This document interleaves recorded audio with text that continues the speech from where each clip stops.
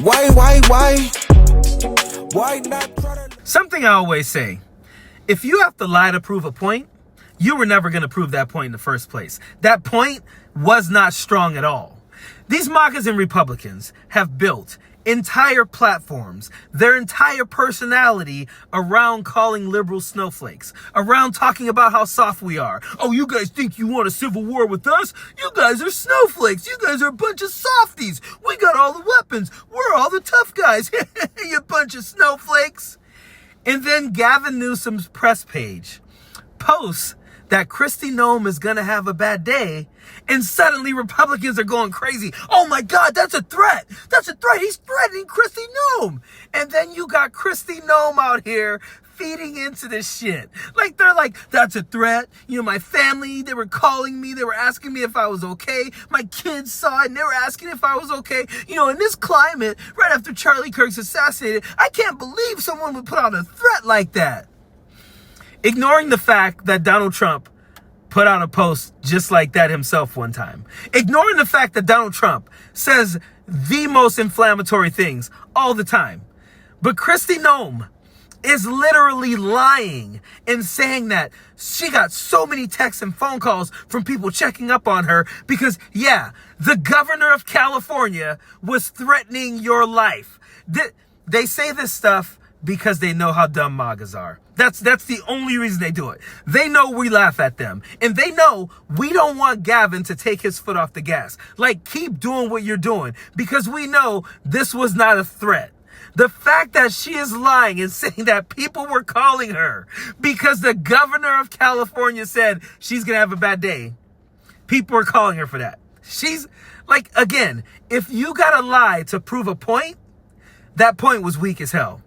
It was weak as hell. Well, it was cryptic, and it was really menacing. I would say, Sean, it immediately panicked my family and friends. Within, I would say, a couple of minutes of that being posted, I started to get text messages and phone calls, family, my kids saying, "Are you okay, Mom? Are you fine?" They know the threats that I've had. They know the threats that they've had, the things that have happened to them because of politicians like this that say things and somebody grabs onto them that has an agenda, the cartels and criminals that have threatened our family already. So when you get a post like that by a governor, immediately, you know, my staff and family think, what is going on? What does he mean? And we're trying to figure it out. So, this is a day and age where we've always known that words matter, but there's been real consequences that we have realized that have happened to incredible people like Charlie that we'll have to live with forever.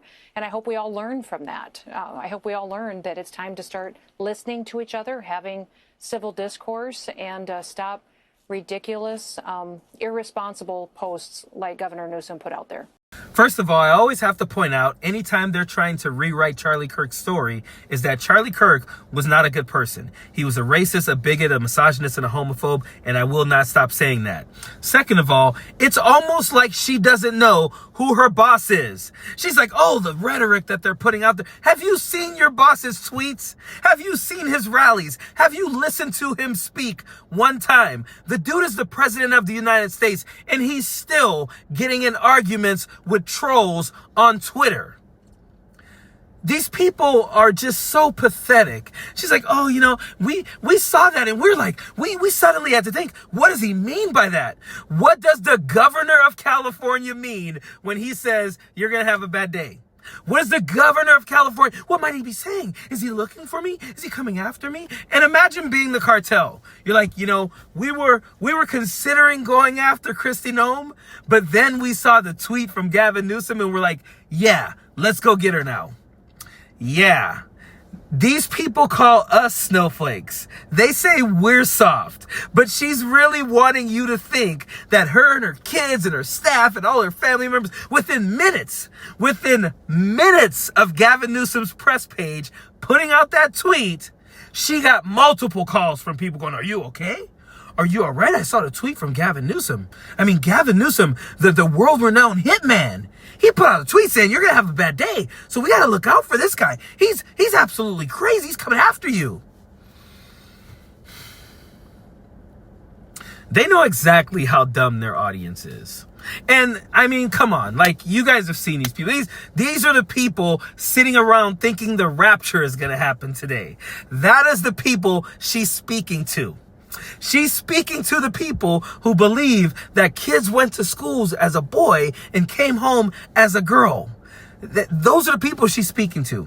Those are the people she wants to believe that she felt threatened by Gavin Newsom, a governor who's probably going to run for president. She felt threatened by his words. And again, remember, Donald Trump has put out these same words about Bernie Sanders. These people are so damn pathetic. So damn pathetic.